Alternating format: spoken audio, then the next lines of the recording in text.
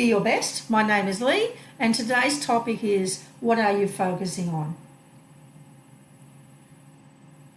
We focus on our past and we focus on our future. Some of the reasons why we focus on our past is to help us to gain more insights, so that we can actually look at things that maybe we didn't do very effectively and start to dissect that and look at becoming more empowered so that we can do things differently in the future. And that's a really good strategy to gain insights and look at what you've done in the past, and understanding that now you are much more resourceful now than what you were maybe in the past 10 years ago or 20 years ago. You continue to develop yourself. However, some people stay in their past and they use their past, or the past holds them back from actually moving forward because they're unable to turn their torch and to move forward into the future. So it's very important for you to start understanding that when you are focusing on the past, ask yourself the reason, why am I doing this? Am I doing this to help me to gain more insight and more resources to help me move forward?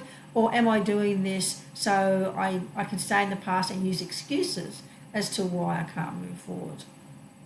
I wanted to speak a little bit about the circles of concerns and influence. So this is in the 7 Habits of Highly Effective People.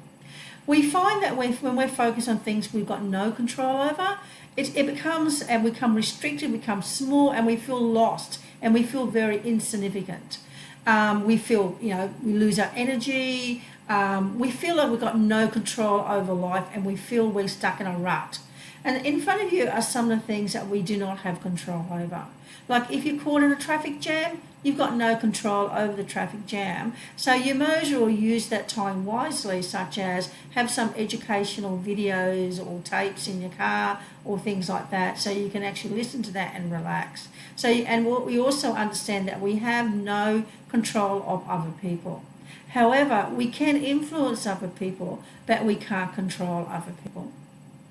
So what we want to focus on developing our sphere of influence. We want to be able to start to look at gaining the ability so that we're expanded, we've got more energy, we're light, we're feeling excited, we're feeling motivated, and we're feeling like a type of person that other people are attracted to, because we have so much energy and so much passion in our life as well.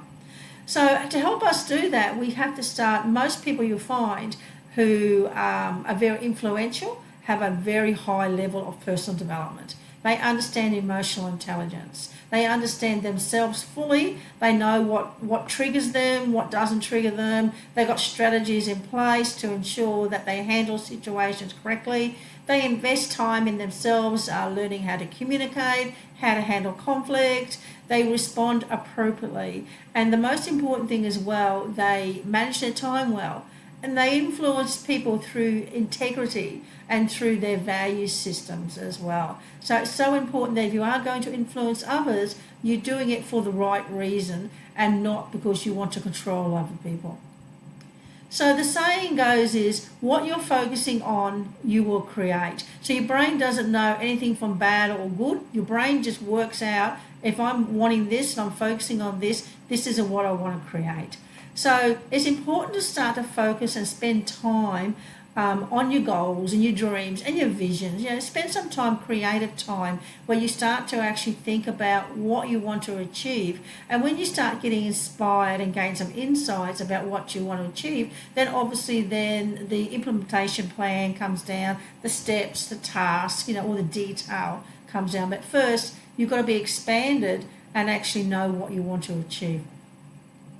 If you're focusing on negativity, for example, then you're going to be stuck. You're going to have those fears, limitations, the worry and anxiety. So if you're focusing on, for example, I don't want to lose my job, and you're being fearful about what you do every day in your role, because you're focusing so much about not losing your job, you perhaps will actually create that. So it's really interesting when you start understanding how the mind works. But if you're focusing on, I want to gain a promotion, I want to gain promotion in my work, and you're doing the activities to demonstrate that you're eager, your leadership skills are great, you're willing to go the extra mile, etc., etc., you also create what you want as well. So we're motivated by either pain or pleasure. When we're motivated by pain, we have inconsistent behaviour. That means as soon as the pain has gone and we start to get results, because usually pain gets us moving, and then when we start to get results, the pain goes. So as soon as the pain goes, we actually stop moving forward, and we start going back to old habits until the pain returns again. When the pain returns again, then we do something different. This is very obvious in, for example, dieting. Someone, that they may reach a certain weight, or they can't fit in their clothes or whatever, and they go, oh my gosh, I better do something about this. So as soon as they start to get results, then they fall off the wagon and they start doing the old habits they used to do that got them there in the first place, whether it be lack of exercise or not choosing the right food or whatever, and then they go back to the original state. They create more pain, and then they get motivated again. So you want to be motivated by pleasure. When you're motivated by pleasure, you've got more consistent results. It's more consistent, and new habits are formed. So how can you tell if you're motivated by pain or pleasure of others? Listen to people. They'll tell you, because if you're motivated by pain, you'll talk about what you don't want. If you're motivated by pleasure, you'll talk about what you're after. For example, someone may say, I don't want to be broke. I don't want to be stressed out. I don't want to be lonely. I don't want to be by myself. They're all motivated by pain. But if they're talking about, I want to have a healthy lifestyle, I want financial abundance, I want lots of friends around me, they're motivated by pleasure. So try, if you can, switch your mind around and start thinking about pleasure and being motivated by pleasure opposed to pain. But you know what? Lots of times the pain will start you on your journey, but then switch to pleasure. So I hope you enjoyed those few topics. Next week we're talking about self-esteem. Just quickly talk to you about our LinkedIn group. We have a group there called Be Your Best Coaching, which is a platform for my group who are interested in my topics that I'm talking about. It's a platform where they can support each other, have discussions. I'll be downloading discussion notes as well as coaching tools around the topics that I'm speaking about.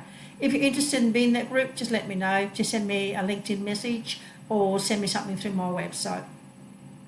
The motivation quote for the week is, you may not be able to control every situation and its outcome, but you can control your attitude and how you deal with it. So be your best, and I look forward to speaking to you next week. Thank you.